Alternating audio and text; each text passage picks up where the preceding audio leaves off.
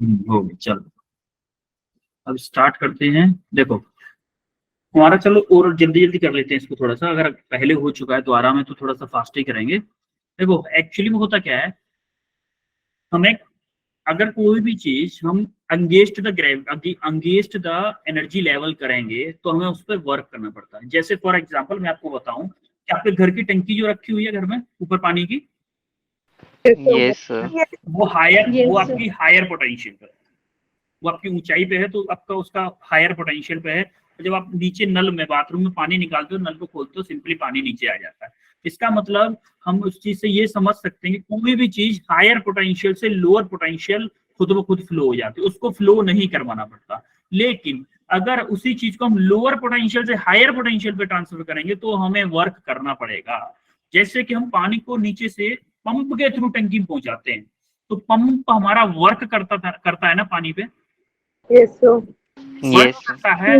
वही एनर्जी पानी में स्टोर हो जाती है और हमारी टंकी में टंकी में स्टोर हो जाती है। तो वो एनर्जी जो पंप ने दी है, वाटर लेके बैठता है ऊपर टंकी में, फिर जब नीचे आता है तो उसी एनर्जी के थ्रू आता है नीचे की तरफ। सिमिलरली हम यहाँ पे क्या करते हैं, जैसे हमारा बैटरी होता है, बैटरी क्या होता है, ये वाला पॉजिटिव चार्ज जो है और ये जो नेगेटिव चार्ज है, तो ये वाला होता है V पोटेंशियल और इसका होता है पोटेंशियल डिफरेंस 0।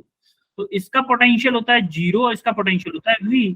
अब मुझे ये बताओ, यहां से लोअर पोटेंशियल से हायर पोटेंशियल पे एनर्जी जाने के लिए क्या होगा, लोअर पोटेंशियल से हायर पोटेंशियल पे जब एनर्जी जाएगी तो हमें कुछ वर्क करना पड़ेगा। मान लो यहां से कोई DQ चार्ज, एक कोई स्मॉल स्मॉल DQ चार्ज हमने क्या किया, स्मॉल DQ चार्ज हमने क्या किया, यहां से उठाया और यहां पर ले गए। क्या हमें इस DQ चार्ज को ले जाने में वर्क करना पड़ेगा? Yes, sir. क्यों करना पड़ेगा? क्योंकि हम इसको लोअर पोटेंशियल से हायर पोटेंशियल लेके जा रहे हैं, लोअर पोटेंशियल से हायर पोटेंशियल लेके जा रहे हैं, इसीलिए हमें इस पर वर्क करना पड़ेगा। और अगर हमें ये वर्क करना पड़ेगा तो ये वर्क कहीं स्टोर भी तो होगा। Yes, sir. जैसे पंप के थ्रू हम वाटर पे वर्क कर रहे, तो वाटर पोटेंशियल एनर्जी को लेके टंकी में बैठ गया था ऊपर, तभी तो पोटेंशियल एनर्जी वाटर की इंक्रीज हुई थी, क्योंकि पंप ने वर्क किया था। सिमिलरली जो हमारा चार्ज है वो जब लोअर पोटेंशियल से हायर पोटेंशियल पे ट्रांसफर होगा तो बैटरी को कुछ वर्क करना पड़ेगा, और वो जो वर्क होता है वो एज एनर्जी स्टोर हो जाता है कैपेसिटर में। तो हमें वही वर्क या फिर बोल सकते हैं कि वही एनर्जी कैलकुलेट करनी है जो हमारे कैपेसिटर में स्टोर हो जाती है। समझ में आया क्या होता है potential energy store, Yes, sir. Energy क्या Yes, होती है? sir. Yes Yes, sir. sir.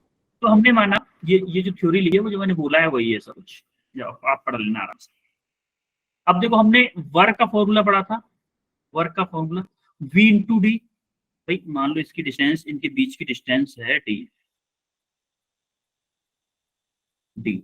अब देखो V इंटू क्यू, हाँ sorry V into Q, D Q charge को इस पोटेंशियल डिफरेंस पे यहां तक लाने के लिए हमें कितना वर्क करना पड़ा, V into D Q, V into D Q work हमें करना पड़ा एक स्मॉल चार्ज को। तो क्या यहां से जब बहुत सारे चार्ज होंगे उनका सबका वर्क निकालने के लिए क्या हमें इंटीग्रेशन करना पड़ेगा? Yes, sir. Yes, पड़ेगा कि नहीं? तो देखो V इक्वल टू हमने पुट दिया Q अपॉन सी, क्या हमें पता है Q इक्वल टू सी भी होता है? Yes, sir. तो यहाँ Yes, sir. यहाँ से हमने क्या किया, यहाँ से V इक्वल टू हमने क्या पुट कर दिया, Q अपॉन सी इसमें। तो हमारा ये DW आ गया हमारा Q अपॉन सी डी। अब हम इसको क्या करेंगे, इंटीग्रेट कर देंगे 0 से Q तक, क्योंकि हमें इस नेगेटिव वाली प्लेट से हमें Q चार्ज पहुंचाना है पॉजिटिव वाली प्लेट पे। तो हमने क्या किया, इसको इंटीग्रेट कर दिया 0 से Q तक। इसको हमें DQ के रेस्पेक्ट में, DQ के रेस्पेक्ट में जब इसको इंटीग्रेट करेंगे तो क्या आएगा इसका इंटीग्रेशन, इसका Q square divided by 2 into C आएगा, वो sorry Yes, sir. Q square divided by 2c, Q square divided by 2c। तो हमें फॉर्मूला डायरेक्टली फॉर्मूला मिल जाएगा हमें कि हाफ Q स्क्वायर बाई सी, ये आपका एनर्जी स्टोर का फॉर्मूला हो गया। अब दूसरा फॉर्मूला हम इसको Q को रिप्लेस भी कर सकते हैं ना, इस वाले फॉर्मूले से Q इक्वल टू सी से कर सकते हैं कि नहीं? Yes sir. इस Q को रिप्लेस Yes, किया sir. हमने, जब इस Q को रिप्लेस किया Q equal to C put करके, तो हमारा फॉर्मूला बन गया हाफ CV स्क्वायर। एक और जब हमने C को रिप्लेस किया तो हमारा फॉर्मूला बन गया क्या, half Q half C V, half Q V. बेटा काफी लोगों की क्लास ज्वाइन नहीं हो रही, एक मिनट जरा मैं कुछ करता हूँ, एक मिनट आप क्लास में रहिएगा, मैं एक बार मीटिंग लेफ्ट करके ज्वाइन करता हूँ, शायद कुछ लोगों का इश्यू सॉल्व हो जाए। काफी लोग हैं, क्योंकि मैसेज काफी लोगों के आ रहे हैं।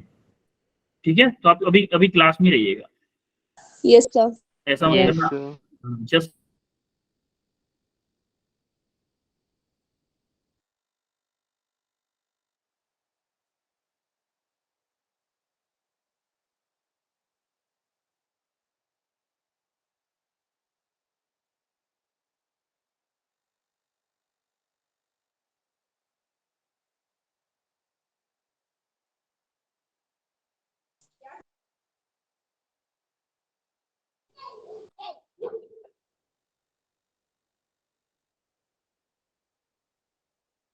Good evening, sir.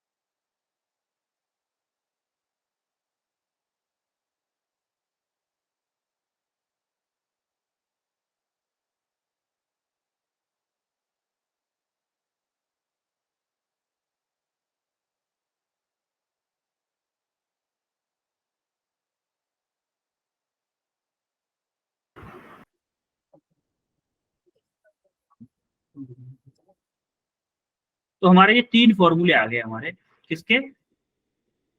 Energy stored by the capacitor. अब हमें इस पे एक क्वेश्चन मिला, इस क्वेश्चन को जरा करो, ट्राई करो, इस क्वेश्चन को करो, जब तक मैं इन लोगों को कुछ इशू सॉल्व करवाने की कोशिश करता हूँ। इस क्वेश्चन को करो आप।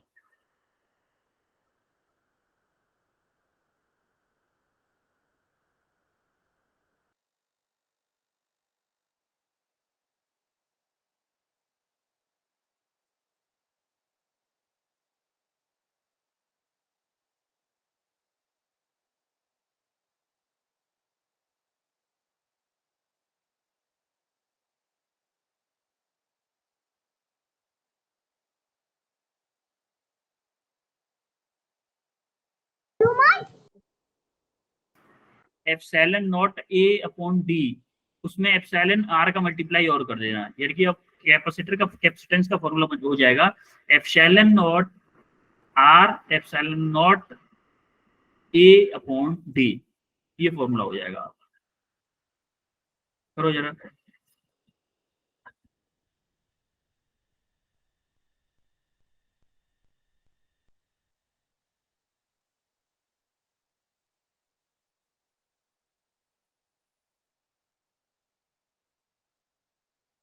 हो रहा है क्वेश्चन सॉल्व?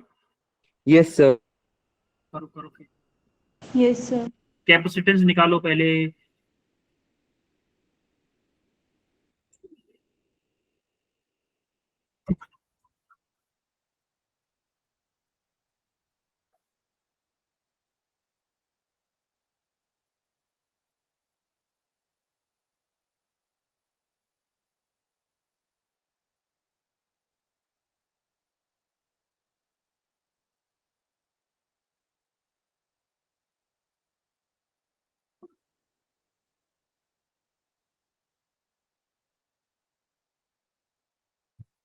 पहले यहाँ पे दिया क्या है देखो,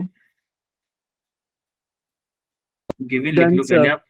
एप्सिलॉन आर, कितना आया आंसर बेटा आपका? सर फर्स्ट पार्ट का कैपेसिटेंस का हाँ सर किस में बताना है, नैनो फेराड में या फेराड हाँ, में? हाँ नैनो फेराड में बता दो। Sir 44.25 nano farad. ओके, और सेकंड क्या? Store energy. Sir store energy 2.21 micro joule. ठीक है ठीक है, आंसर ठीक है। ओके, एप्सिलॉन आर कितना है? 5 है। आपका वोल्ट पोटेंशियल डिफरेंस कितना दिया हुआ है आपका? 10 वोल्ट। और ये देखो एरिया दिया हुआ है आपको 6 मीटर स्क्वायर, एरिया दिया हुआ है आपको 6 मीटर स्क्वायर। और separation distance between the capacitor plates क्या है? डी इक्वल टू कितना है 6 mm। 6 mm। अब आप देखो सी कैसे निकाल सकते हो, epsilon R into epsilon naught A upon T, ऐसे करके निकालोगे सी। अब आप यहां से सी निकालोगे जब एप्सिलॉन आर एप्सिलॉन ए वो sorry epsilon R epsilon naught A upon D, जब यहाँ पे वैल्यू पुट करोगे तो आपका आंसर आ जाएगा 44 नैनो फेरेड। अब जब सर निकालो, इसमें स्टोर चार्ज भी रह गया, उसकी वैल्यू भी निकाल ली थी। हाँ स्टोर चार्ज भी था बिल्कुल। 44.2। हाँ अब देखो स्टोर चार्ज आपको निकालना है तो सिंपली आपको Q equal to C B formula पता है, Q equal to C B, ये वाला फॉर्मूला तो बहुत सिंपल पता है ना आपको। Yes, sir. अब देखो Q equal to C B जैसे पुट करोगे आप तो C की वैल्यू आपको दी हुई है, दो सॉरी कैलकुलेट की हमने 44.25। अब V आपको दिया हुआ 10 वोल्ट, 10 वोल्ट पुट किया, आप कैलकुलेशन करोगे ये आंसर आ गया। अब स्टोर्ड एनर्जी आपके पास, अब देखो Q भी आ गया आपके पास, कैपेसिटेंस भी आ गया, तो आपके पास वोल्टेज भी है, पोटेंशियल डिफरेंस भी है, तो कोई भी फॉर्मूला लगा दो तीनों में से सबसे आ जाएगी स्टोर एनर्जी। जो तीन फॉर्मूले बताए थे ना मैंने, देखो आपको यहाँ पे Q भी गिवन है, C भी गिवन है, C गिवन है, V गिवन है, Q गिवन है और V गिवन है, तीनों चीज गिवन है। आपको पोटेंशियल एनर्जी या फिर energy stored by the capacitor निकालने के तीनों में से कोई भी फॉर्मूला लगा दो आपका आंसर आ जाता। तो हमने ये आप CB स्क्वायर फॉर्मूला लगाया है और वैल्यू पुट की, आपका ये आंसर आ गया। समझ में आया है ये कैसे हुआ है? Yes, Yes, sir. sir. Yes, clear sir. है? Yes. आगे बढ़े। थोड़ी सी Yes, sir. आज थोड़ी सी तबीयत खराब है, थोड़ा सा साथ दो मेरा एनर्जी के साथ में। अब देखते हैं एनर्जी डेंसिटी। एनर्जी डेंसिटी का मतलब क्या है? डेंसिटी जहां पे वर्ड आ गया, जनरली आपको डेंसिटी वर्ड आ गया मतलब energy per unit volume, energy per unit volume. अब हमको पता है कि जो एनर्जी का फॉर्मूला होता है, energy stored by the capacitor का सिंपली फॉर्मूला होता है हाफ CV इसका है। अब हमें C का भी पता है, C क्या होता है A epsilon naught upon D, ये फॉर्मूला पता है। अब V का फॉर्मूला भी हमें पता है कि E इंटू D होता है। अब इन दोनों फॉर्मूलों को इसमें पुट कर दो C में, दोनों फॉर्मूलास को। C इक्वल टू पुट करो A epsilon naught upon D और V इक्वल टू पुट करो E इंटू D। अब जब इन दोनों चीजों को इसमें पुट करोगे तो आपका आंसर आ जाएगा ये। देखो पुट करके देख लो, एक बार पुट करके बताता हूँ। हाफ इंटू C की जगह क्या पुट करोगे? A epsilon naught upon D into V क्या है? E square into D square हो जाएगा, V स्क्वायर है ना, तो देखो इस D से ये D कट जाएगा, आपका बचेगा half A epsilon not E square into D, half epsilon not A D into E square, ये बचेगा आपके पास में। ठीक है, अब आपको क्या करना है,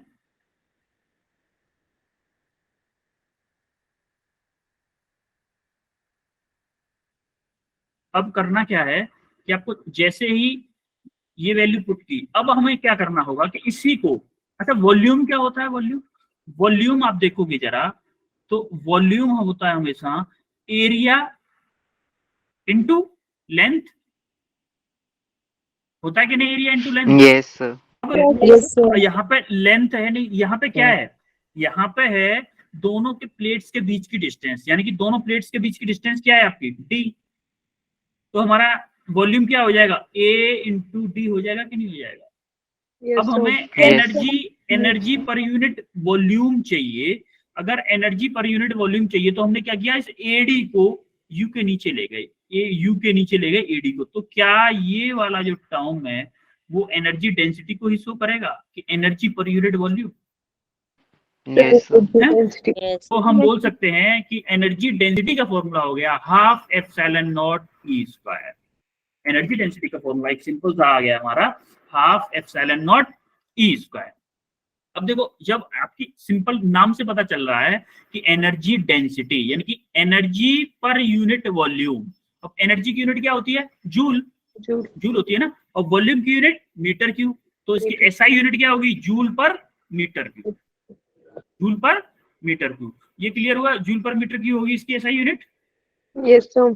Yes, देखो sir. अब देखो एनर्जी डेंसिटी, अब हमने अभी तक क्या पढ़ लिया? हमने पढ़ लिया कि भाई स्टोर एनर्जी क्या होती है कैपेसिटर में। अब हमें देखना है कि अगर हम कैपेसिटर्स को सीरीज में कनेक्ट करते हैं या फिर पैरेलल में कनेक्ट करते हैं, तब टोटल एनर्जी स्टोर्ड क्या होगी, तब total energy stored by the capacitor किसके इक्वल होगी। अब हमें ये कैलकुलेट करना है। अब देखो, जब हम सीरीज में कैलकुलेट करेंगे तो क्या हमारा सीरीज का फॉर्मूला ये था इक्विवेलेंट कैपेसिटेंस का, जो कि हम पढ़ चुके हैं पहले। Yes, sir. Yes. इसको हम पढ़ चुके हैं ना, इक्विवेलेंट कैपेसिटेंस का फॉर्मूला पढ़ चुके हैं।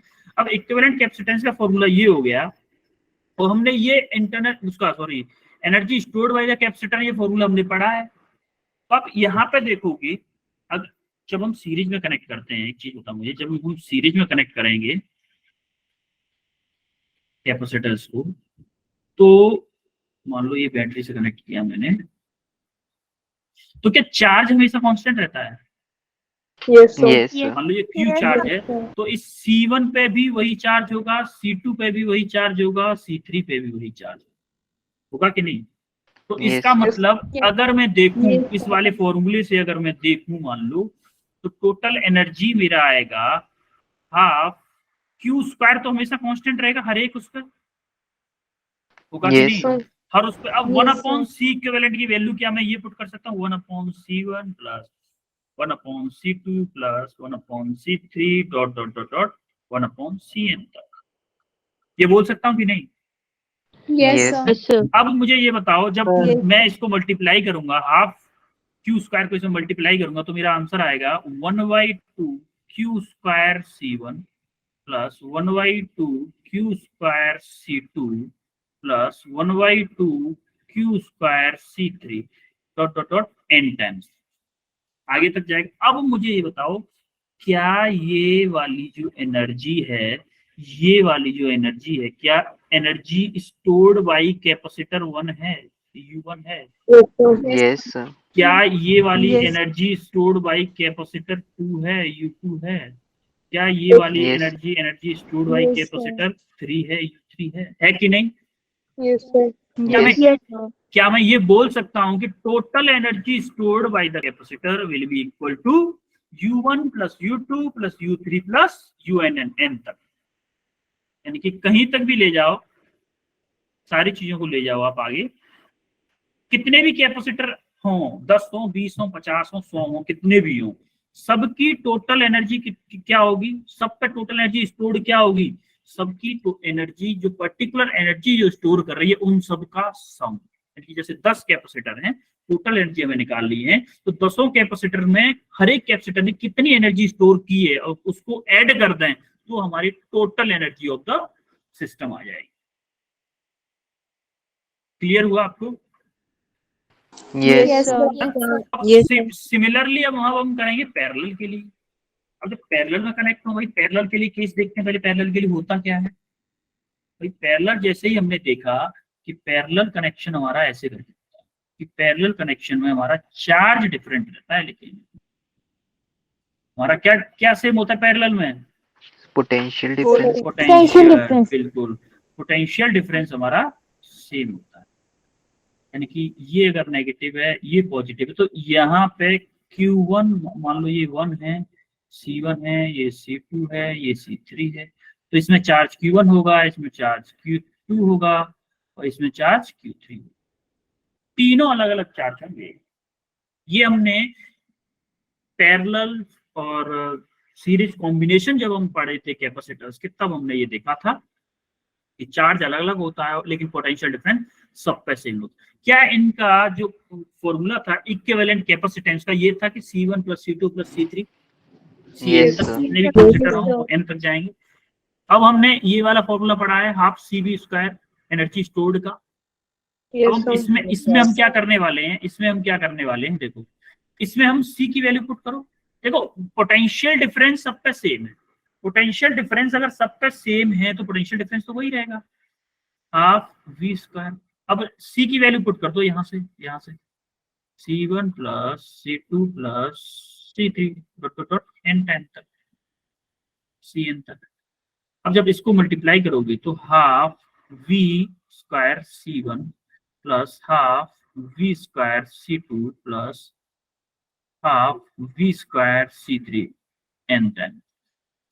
क्या आप मुझे ये बता सकते हो कि ये वाली energy stored by the first capacitor है, Yes, sir. Q1 है। Yes, sir. Yes, क्या sir. ये Yes, वाली sir. Energy stored by the capacitor 2 है? क्या ये Yes, वाली sir. Energy Yes, stored sir. Bye the capacitor 3 है? Yes, sir. है कि नहीं? Yes, sir. अब इसका मतलब चाहे पैरेलल में कनेक्ट हो चाहे सीरीज में कनेक्ट हो, हमारी एनर्जी स्टोर्ड सबका सम ही होगा। यानी कि हर कैपेसिटर कितनी एनर्जी स्टोर कर रहा है, उन सबके सम के इक्वल होगी total energy stored by the system. जैसे 10 कैपेसिटर लगे हैं तो 10 ने अलग अलग कितनी एनर्जी स्टोर की है, उन सबको अगर जोड़ दें तब आएगा हमारा टोटल सिस्टम ने कितनी एनर्जी स्टोर की। क्लियर है? Yes, sir. Yes, sir. Yes, sir. अब मुझे ये बताओ कि भाई एक चीज बताओ कि जब चार्ज, मान लो 2 कैपेसिटर लिए, 2 कैपेसिटर लगे हुए हैं और उनको अगर आपस में कनेक्ट करें दोनों को,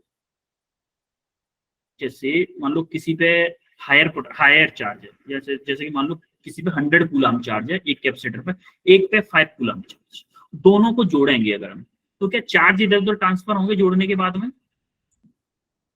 No, sir. No, sir. सोचो जरा, No, sir. होगा कि नहीं होगा? हायर पोटेंशियल, देखो कोई भी बॉडी हो जिस पे चार्ज ज्यादा होगा हमेशा चार्ज उससे फ्लो करेगा लोअर वाले पे, चार्ज हमेशा ट्रांसफर होगा, चार्ज हमेशा ट्रांसफर होगा। यानी कि loss of energy on sharing charges between capacitors in parallel. अगर पैरेलल में 2 कैपेसिटर ऐड कर दिए हमने तो उन दोनों के बीच में जो एनर्जी का लॉस होने वाला है उसको अब हम निकालेंगे। अब हमने मान लिया कि पहला कैपेसिटर C1 कैपेसिटेंस है उसका, C2 सेकंड का है, Q1 पहले वाले पे चार्ज है, Q2 दूसरे वाले पे है। पहले का पोटेंशियल कितना है? V1 है, दूसरे का पोटेंशियल V2 है। अब हम क्या कर रहे हैं, उन दोनों कैपेसिटर्स को ऐड कर रहे हैं, कनेक्ट कर रहे हैं किसमें? पैरेलल। पैरेलल में दोनों को कनेक्ट कर रहे हैं। मान लो ये कैपेसिटर है और यहाँ पे एक और कैपेसिटर ऐड करें, इन दोनों को जैसे ही ऐड किया तो क्या होगा भाई? इनिशियली मान लो इसके पास 10 कूलम था और इसके पास था 50 कूलम, टोटल चार्ज इनिशियली कितना है? Yes, sir. 60 कूलम, दोनों पे 60 कूलम है। अब फाइनल में जाके क्या हो गया, इनका जब फाइनल हुआ केस, फाइनल में क्या हो गया कि इस वाले पे चार्ज हो गया मान लो 40, तो इस वाले पे कितना होगा? 20. 20। कैसे बताया आपने?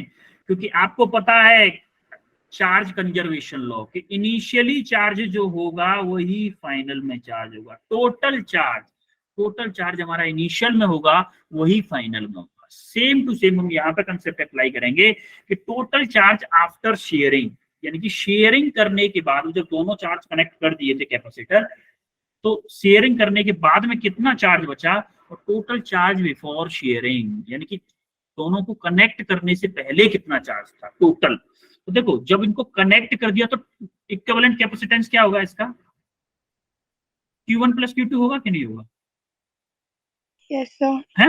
Yes, देखो sir. तो हमारा क्या होगा, टोटल चार्ज आफ्टर शेयरिंग क्या होगा?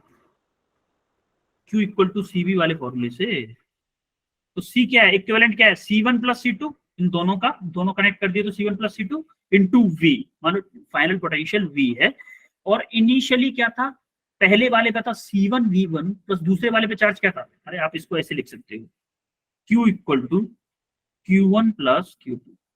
ये आपका टोटल चार्ज है कनेक्ट होने के बाद में। ये क्या है? Q1 पहले कैपेसिटर पे चार्ज किया था और ये दूसरे कैपेसिटर पे चार्ज किया था। पहले वाले के लिए फॉर्मूला C1 V1 ये आ गया, दूसरे वाले के C2 ये आ गया। अब हमें फाइनल पोटेंशियल पता करना है, तो फाइनल पोटेंशियल निकालने के लिए हमने क्या किया कि C1 C2 को इस वाले टर्म के नीचे डिवाइड कर दिया। अब हम क्या करेंगे इसके बाद में? क्या करेंगे अब? हमें चाहिए क्या था? एनर्जी। अब हमें चाहिए कि इनिशियल एनर्जी, अच्छा एक बात बताओ, हमारी जो इनिशियल एनर्जी थी और फाइनल एनर्जी है, अगर इनिशियल एनर्जी में से फाइनल एनर्जी को घटा देंगे तो क्या हमारा लॉस ऑफ एनर्जी आ जाएगा? अरे मान लो फॉर एग्जाम्पल लेते हैं, आपके पास 100 रुपीज थे, अब आपसे कुछ पैसे खो गए, लॉस हो गए कुछ पैसे, अब आपके पास हैं 90 रुपीज। कितने पैसे लॉस हुए? लॉस कैसे निकालोगे?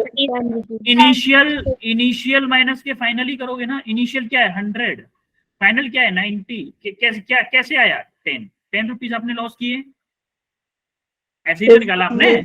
अब हम क्या करने वाले हैं कि टोटल एनर्जी बिफोर शेयरिंग, अब हम इनिशियल एनर्जी पहले निकालेंगे कि इनिशियली क्या एनर्जी थी। इनिशियली थी भी आपके पास में, हमें ये तो पता है कि U इनिशियल क्या होगा हमारा U1 प्लस U2, ये तो हम पढ़ चुके हैं कि हमारा टोटल एनर्जी होता है कि सम ऑफ पर्टिकुलर कैपेसिटर ने कितनी एनर्जी ली है। तो हमने पहले वाले ने ली U1 ली, हमारी ये वाली U1 की वैल्यू हो गई, ये वाली U2 की हो गई। अब हम टोटल एनर्जी निकालेंगे कब? आफ्टर शेयरिंग, जब हमारा शेयर हो गया। तो शेयर होने के बाद में इक्विवेलेंट कैपेसिटेंस क्या हो गया था भाई, जब ये कनेक्ट कर दिए तो हमारा इक्विवेलेंट कैपेसिटेंस क्या हो गया था, ये एक्चुअली क्यों था, इक्विवेलेंट कैपेसिटेंस क्या हो गया था, अरे यार दो कैपेसिटर, तो C1 प्लस C2 होगा ना इक्विवेलेंट कैपेसिटर। जब ये ज्वाइंट कर दिए तो ज्वाइंट करने के बाद में C1 प्लस C2 होगा। तो इसके लिए क्या करेंगे हम, हाफ CB स्क्वायर फॉर्मूला होता है, तो हाफ C1 प्लस C2, ये इक्विवेलेंट किया, क्या है ये इक्विवेलेंट कैपेसिटेंस है, ये C है। एक्चुअली में फॉर्मूला यहाँ पे क्या लगा है, U equal to half C equivalent into V square, ये वाला फॉर्मूला लगा है इसमें, C equivalent into V square. अब ये V आपका ये है। अब अकॉर्डिंग टू हमें अगर लॉस निकालना है तो हमें क्या करना होगा, यहाँ पे क्या किया था, इनिशियल में से फाइनल को माइनस किया था। Yes, sir. भाई लॉस निकालना है तो इनिशियल में से फाइनल को माइनस किया था। यहाँ पे भी हम क्या करेंगे, इनिशियल में से फाइनल को माइनस करेंगे। इनिशियल एनर्जी में से अब हम फाइनल को माइनस करेंगे, जब हम इस वाले फॉर्मूले से इसको माइनस करेंगे, सॉल्व करने के बाद हमारा ये टर्म है। क्लियर है आपको? हमने लॉस ऑफ एनर्जी कैसे निकाला। अब ये लॉस ऑफ एनर्जी जाती कहाँ है भाई, एक बात बताओ, ये एनर्जी कहीं ना कहीं तो जाती होगी, तो वायर में स्टोर हो जाती है।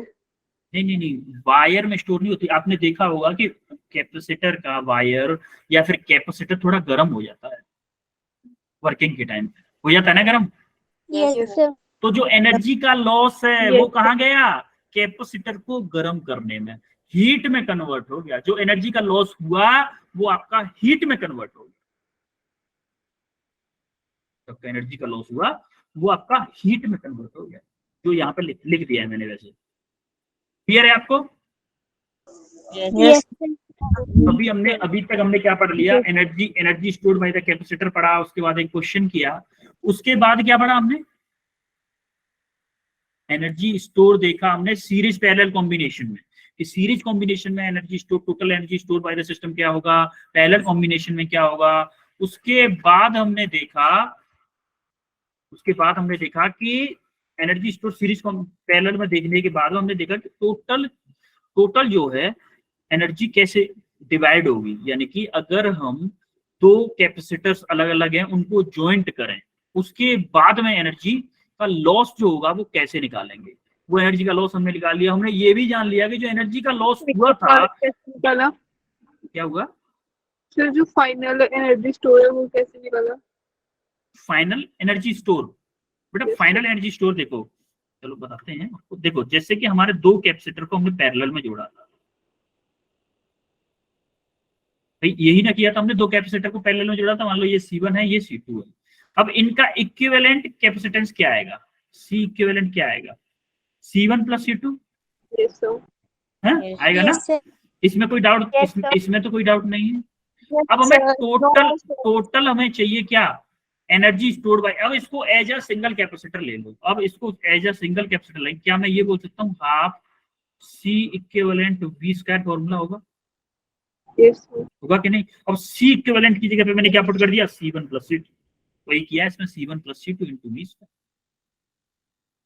क्लियर है Yes, कैसे sir. फाइनल एनर्जी लिखी। अब दोनों इनिशियल में से अगर मैं फाइनल को माइनस कर दूंगा तो क्या आ जाएगा, एनर्जी का लॉस।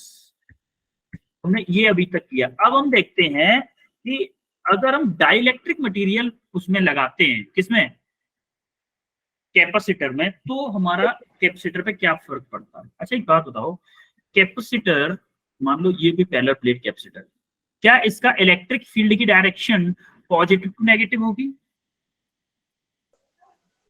होगी कि नहीं? Yes, sir. यार, आप लोग रेस्पॉन्स कम कर रहे हो। आप इसकी डायरेक्शन क्या होगी? Positive to negative. सात्विक कहाँ गया? सात्विक सो गया क्या? बहुत कम आवाज आ रही है आप लोगों की। अब समझ में आ रहा है ना? थोड़ा सा आपको लग रहा होगा हैवी टॉपिक चल रहा है, लेकिन थोड़ा सा कंसेप्चुअल है, ये कंसेप्चुअल है थोड़ा सा, बट इतना ज्यादा हैवी नहीं है जितना आप समझ रहे हो। अब देखो यहाँ पे इलेक्ट्रिक फील्ड देखो, पॉजिटिव टू नेगेटिव, उसकी स्ट्रेंथ क्या है? ई नॉट। ये कब है? जब इसके बीच में कोई भी डाइलेक्ट्रिक मटेरियल नहीं लगाया गया है। अब मान लो मैंने इसके अंदर में डाइलेक्ट्रिक मटेरियल लगा दिया, अब क्या होगा भाई? अच्छा एक चीज बताओ, अगर ये डाइलेक्ट्रिक मटेरियल लगा दिया है तो क्या होगा? ये पॉजिटिव चार्ज है, क्या इसमें से नेगेटिव चार्ज को अट्रैक्ट करेगा अपनी तरफ? Yes, sir. करेगा ना? और इधर क्या होगा? ये नेगेटिव है तो इधर ये किस करेगा? पॉजिटिव चार्ज को अट्रैक्ट। अब इस अट्रैक्शन को, जो चार्ज अलग अलग हो रहे हैं, इसको हम बोलते हैं पोलराइजेशन। इसको क्या बोलते हैं हम? पोलराइजेशन। अच्छा ये इलेक्ट्रिक फील्ड ये हो गया, तो हमारा एक इलेक्ट्रिक फील्ड अंदर भी तो बन जाएगा, फिर एक अंदर भी तो इलेक्ट्रिक फील्ड बन जाएगा। ये पॉजिटिव टू नेगेटिव, इधर भी तो इलेक्ट्रिक फील्ड बन जाएगा छोटू सा। तो हमारा नेट इलेक्ट्रिक फील्ड क्या हो जाएगा फिर? कम होगा कि बढ़ेगा? कम होगा। क्योंकि देखो वो जो इलेक्ट्रिक फील्ड था वो इस डायरेक्शन में, और ये जो मटेरियल के थ्रू जो इलेक्ट्रिक पोलराइजेशन के थ्रू जो इलेक्ट्रिक फील्ड बन रहा है वो ऊपर की तरफ बन रहा है। तो आप जब देखोगे, मान लो इस स्लैब की थिकनेस है t, टोटल डिस्टेंस है d, तो आपका जो इलेक्ट्रिक फील्ड की वो बनेगी ड्यू टू पोलराइजेशन, ep की डायरेक्शन ये अपवर्ड बनेगी। तो हमारा नेट इलेक्ट्रिक फील्ड कितना आएगा? जो कि इस डायरेक्शन में होगा, ई नॉट माइनस के ep। ई नॉट माइनस के ep। अब हम देखते हैं। अच्छा एक बात बताओ, पोटेंशियल डिफरेंस का फॉर्मूला क्या होता है in terms of electric field? क्या V equal to E dot D होता है? E क्या होता है? Yes, sir. E क्या होता है? Electric field. E क्या होता है? Electric field. और D क्या होता है? Distance between the plates. अब मुझे ये बताओ, क्या मुझे अगर यहाँ से यहाँ तक जो डिस्टेंस है, ये वाली और ये वाली डिस्टेंस कैलकुलेट करनी है, क्या ये दोनों डिस्टेंसेस को मैं ये लिख सकता हूँ कि D माइनस के T? Yes, sir. लिख सकता हूँ कि नहीं? तो अगर मुझे यहाँ से इस दोनों खाली फेस के थ्रू अगर मुझे पोटेंशियल चाहिए, मान लो इसको V1 मान लूं, तो क्या मैं इसको ये बोल दूं कि E नॉट D माइनस के T? ये खाली स्पेस के थ्रू जो पोटेंशियल बनेगा वो क्या बनेगा? E not D into T, D minus के T।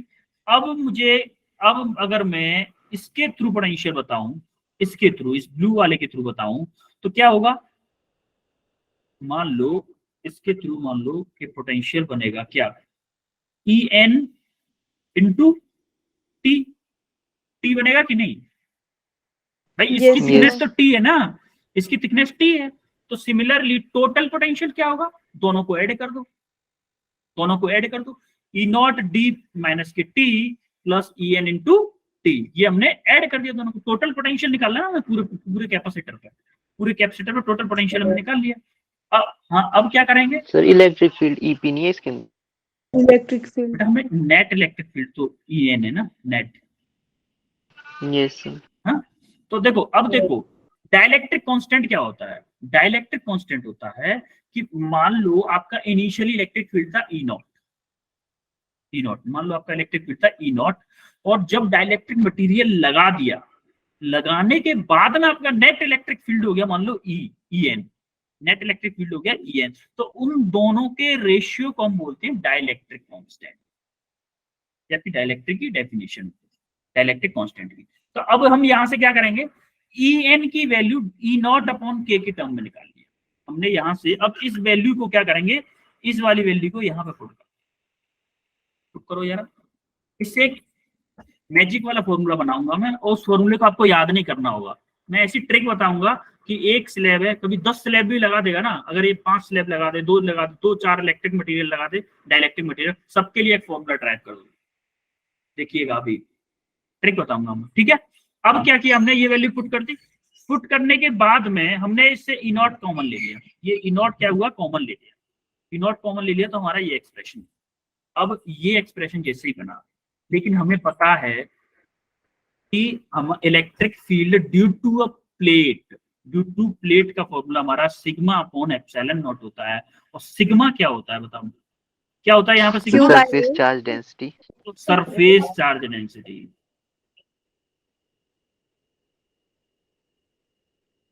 जो सिग्मा होता है वो क्या होता है? Charge Q per unit upon area. A, charge per unit area. तो हमने सिग्मा को पुट कर दिया क्या? Q upon A, Q upon A. तो यहाँ पे फॉर्मूला क्या बन गया? Q upon A epsilon E naught का। तो यहाँ से ई नॉट की वैल्यू पुट कर दो जरा। और देखो चलो सी की Q इक्वल टू सी भी तो सबको याद है फॉर्मूला, ये तो सबसे बेसिक फॉर्मूला है। Yes sir. तो सी क्या होगा? सी क्या होगा? Q अपॉन वी यस होगा ना, C equal to Q upon V. अब यहां से आपको क्या निकालना है? यहां से आपको क्यू का फॉर्मूला निकालना है। यहां से क्यू का फॉर्मूला क्या आएगा मुझे बताओ? E naught A E naught into A epsilon naught, यही आएगा ना क्यू का फॉर्मूला? यस तो सर। इस वाले Yes, इसमें पुट करो जरा, E naught yes, A epsilon naught upon V वाली ये वैल्यू पुट करो, वी की जगह पे ये वैल्यू पुट करो। यहाँ पर क्या आएगा? ई नॉट ब्रैकेट बड़ा वाला D minus K T plus T upon के, यही आएगा। Yes yes, sir. अब जब आप देखोगे तो देखो ई नॉट से ई नॉट कैंसिल हो जाएगा, हो गया ई नॉट से E not cancel. Yes sir. अब आपको ये वाला एक्सप्रेशन मिल जाएगा सॉल्व करने के बाद में, आपको सिंप्लीफिकेशन होने के बाद में ये वाला एक्सप्रेशन। आपको यही वाला फॉर्मूला याद रखना है बस, इससे आगे मॉडिफिकेशन होगा इसका थोड़ा सा, कॉमन ले लो आके करेंगे। लेकिन इसको याद रखो, क्या मत रखो, मैं ऐसा ट्रिक बताऊंगा ना, मैं बेस्ट ट्रिक बताऊंगा इस फॉर्मूले का, इसी वाले फॉर्मूले से ट्रिक बताऊंगा।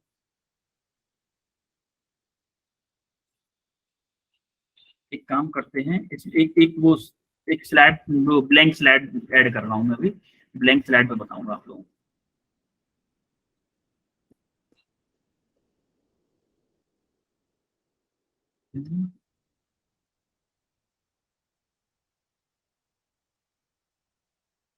ये फॉर्मूला ओनली किसके लिए है?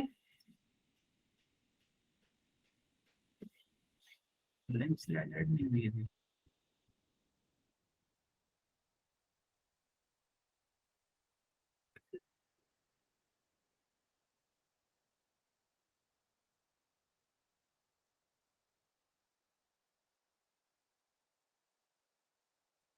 Blank slide add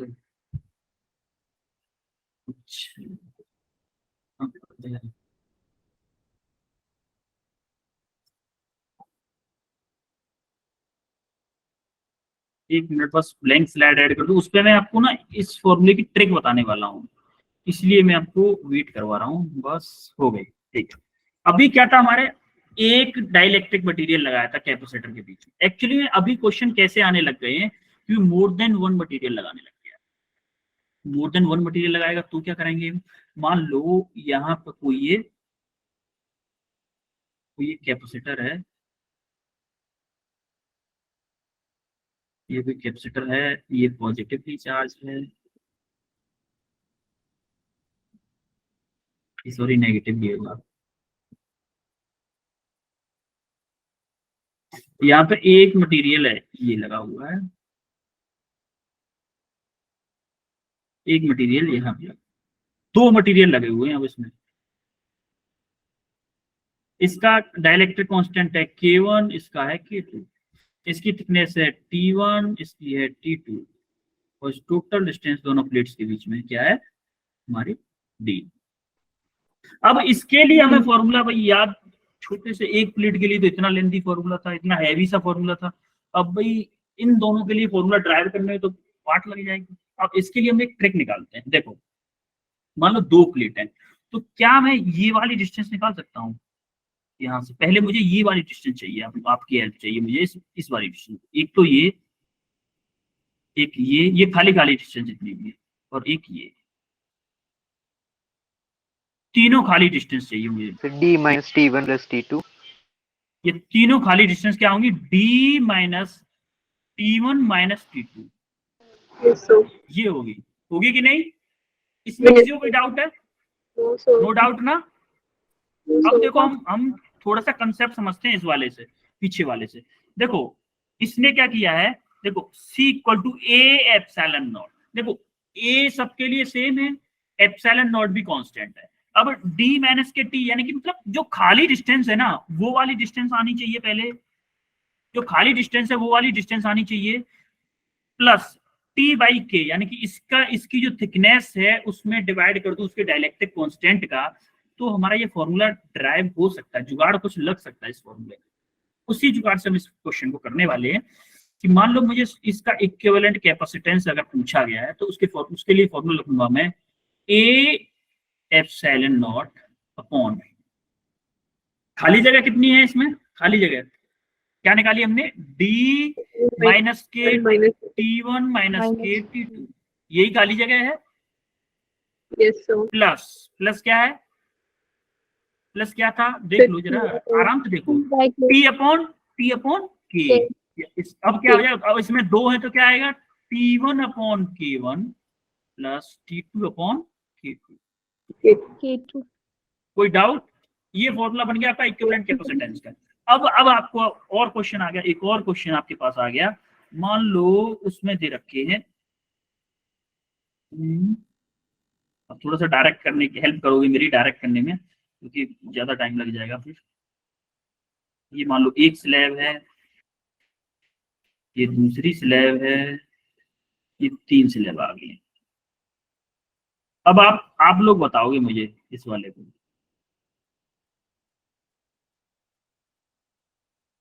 Sir, A epsilon naught upon D minus T1 minus T2 minus T3 plus T1 upon K1, T2 upon K2, T3 upon K3. वाह, डन। किसने बताया है? Sir, नॉन्सी। yes, sir. ग्रेट, बहुत अच्छे। ऐसे ही होगा। देखो ए एप्सिलॉन नॉट, देखो आपने फॉर्मूला याद नहीं किया, इतना हैवी फॉर्मूला लग रहा था, बस आपको कंसेप्ट एक बार पता चल गया।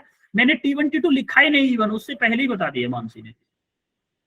T1 T2 T3, इसका K1 K2 K3, और ये डिस्टेंस मान लो D है टोटल। मैंने ये नोमेनक्लेचर लिखा नहीं, उससे पहले ही मानसी ने आंसर बता दिया, क्योंकि पता था, कंसेप्ट समझ में आ गया। D माइनस के T1 माइनस के T2 माइनस के T3 प्लस क्या आएगा?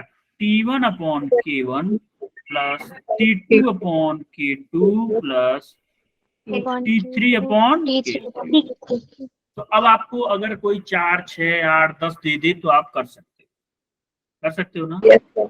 Yes, Yes, sir. All clear है? ठीक है, फिर आगे बढ़ते हैं। अब ये क्वेश्चन का क्यों नहीं आ रहा इसमें?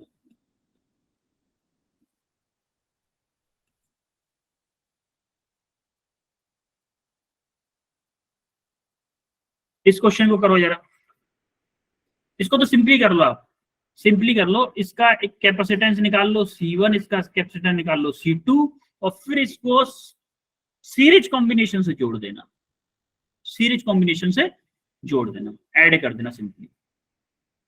करो जरा, मैंने आपको हिंट दे दी, ये फॉर्मूला आपको लगाने की जरूरत नहीं, वो वाला फॉर्मूला, आप सिंपली करो। वो 2 से ज्यादा हो तब के लिए है, देखा जाएगा तब के लिए। वैसे सिंपली ऐसे भी कर सकते हैं आप।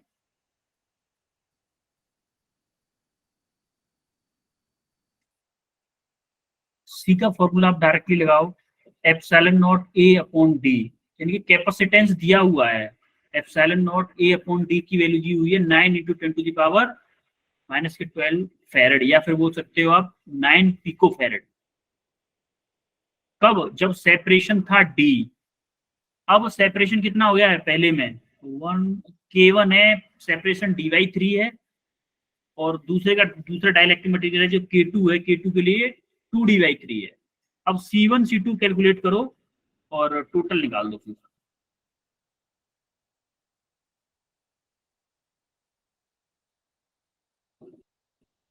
हो जाए तो बताइए, एंड्रेस सर करिएगा 40.5 पिको 40.5 पिको फैरेड।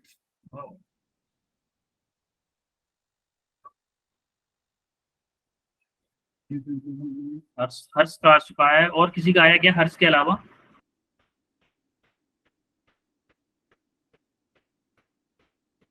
हर्ष तो के इसमें अलावा epsilon naught A upon D use होगा। Epsilon naught A upon D से हो जाएगा। हाँ बिल्कुल बिल्कुल, उसी से करवाएंगे हम, टेंशन ना लो, उसी से करवाएंगे। सर 40.5। हाँ हाँ बिल्कुल, 40.5 ही आया साथ में। देखो आपको सिंपली क्या करना था, पहले आपको दे रखा है कैपेसिटेंस, दे रखा है किसका, जिसका सेपरेशन क्या है, डी है। तो कैपेसिटेंस का फॉर्मूला क्या होता है, क्या होता है फॉर्मूला? से ए epsilon naught upon D upon D. कितना दे रखा है, 9 पिकोफैरेड। ये आपको दे रखा है क्योंकि इसमें सेपरेशन डी है, ए एरिया है। अब दूसरे वाले में क्या हो रहा है, मान लो C1 है, C1 में क्या हो रहा है, one of dielectric has dielectric constant K1 और थिकनेस क्या है, D/3। D/3 डिस्टेंस हो गई है उसकी, सिंपली D/3 टाइम क्या हो गया है, यही सबसे बड़ी प्रॉब्लम है टाइम की। जब के वो हो गया तो डाइलेक्ट्रिक कांस्टेंट जब साथ में आ जाता है तो सिंपली उसका क्या होता है, सिंपली मल्टीप्लीकेशन कर देते हैं। तो क्या होगा, एप्सिलॉन नॉट के ए अपॉन डी।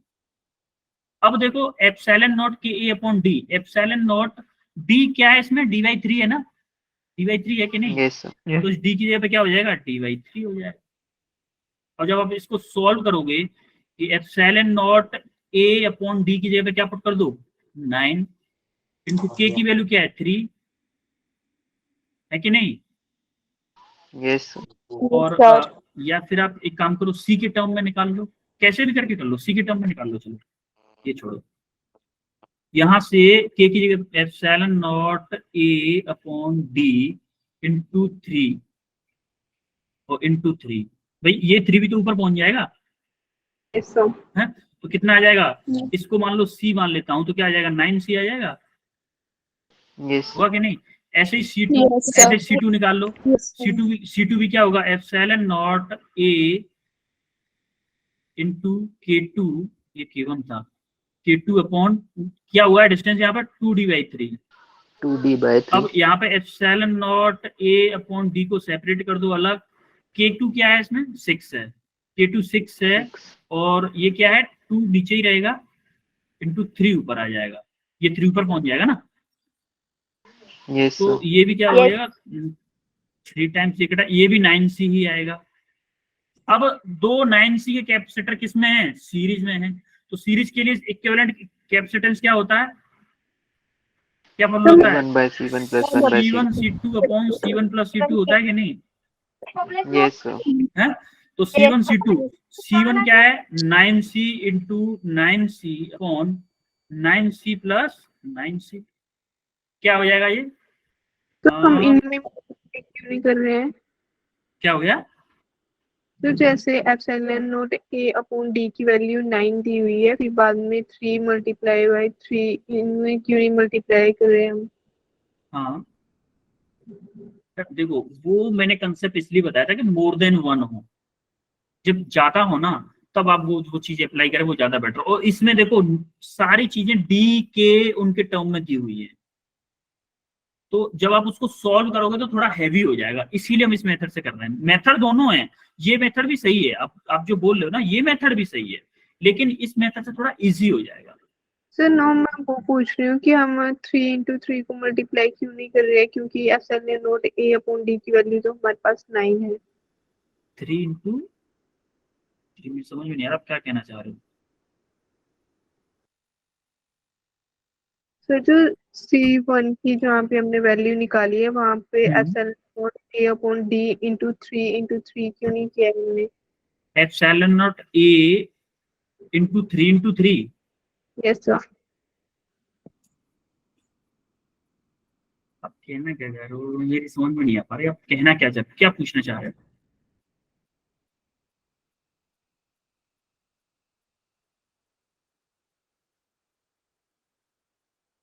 भाई ये वैल्यू आपकी सी है, ये यस सर, हम इसे 9p को फिर आज लिख के भी कर सकते हैं ना? हाँ हाँ बिल्कुल कर सकते हैं, बिल्कुल। देखो मैं मल्टीप्लीकेशन कर लो आप, इसमें मल्टीप्लीकेशन कर लो, अगर इसमें मल्टीप्लीकेशन करोगे तब भी यहाँ पे जाके तो वही कटपिट हो जाएगी ना। Yes sir. आप इस c की जगह पे 9 कर लो, चलो 81 हो जाएगा, यहाँ पे भी 81 हो जाएगा। और जब 81 इंटू 81 अपॉन 81 प्लस 81 करोगे तब भी सॉल्यूशन होके वही आने वाला है आपका। अब टर्म देखो, ऐसे टर्म के साथ में करने से फायदा क्या होता है, आपको कैलकुलेशन कम करनी पड़ती है। यहाँ पे 9 का मल्टीप्लाई नहीं करना पड़ा। अब यहाँ पे सी आएगा तो यहाँ पे क्या होगा, 81 c स्क्वायर अपॉन 18 c। देखो c से ये c कट गया। अब इसको सॉल्व करना है बस, 40 पॉइंट समथिंग कुछ आएगा। इसकी जगह में 9 पुट कर दो, 81 इंटू 9 डिवाइडेड बाई 18। सिंपली इसको सॉल्व कर लो, बस कितना आ रहा है, 40.5 ही आ रहा है। समझ में आ रहा है कि नहीं? आप जो बोल रहे हो अब समझ में आया। आप ये कह रहे थे कि हमने सर इस एप्सिलॉन a अपॉन d की जगह पे डायरेक्ट यहाँ पे c रखने के बजाय 9 क्यों नहीं पुट किया, यही कहना चाह रहे थे ना? Yes sir. हाँ तो ऐसे भी कर सकते हो आप, कोई डाउट नहीं है, कोई इशू नहीं, ऐसे भी कर सकते हो। आंसर सेम आएगा, आंसर सेम आएगा, आंसर सेम है, नो डाउट, नो डाउट। आपका आंसर बिल्कुल ऐसे ही आएगा जो आप बोल रहे हो, ठीक है। इसके बाद आपका ये होमवर्क है, 2 क्वेश्चन होमवर्क के हैं, इनको करके आना है कल, और फिर मिलेंगे हम कल। टाइम तो हो गया, हाँ टाइम हो गया, कल मिलेंगे हम इसी टाइम। कल आपकी क्लास है क्या? No sir. नहीं है तो फिर नेक्स्ट डे, जब भी नेक्स्ट डे क्लास होगी, यस सर। जब भी नेक्स्ट डे क्लास होगी तब मिलेंगे फिर। और आपको कोई डाउट तो नहीं आज की क्लास में? No sir. No sir. All clear, all clear हुआ? Yes yes sir. Yes sir. ठीक है, ओके। अगर कोई भी डाउट हो तो आप बाद में भी पूछ सकते हैं, no worries. Welcome everyone, welcome. Thank you sir, good night sir. You welcome sir. Thank you, sir. Thank you, sir. Thank you, sir. Welcome everyone, welcome everyone. Thank you, sir. Bye, sir. Bye bye, welcome everyone.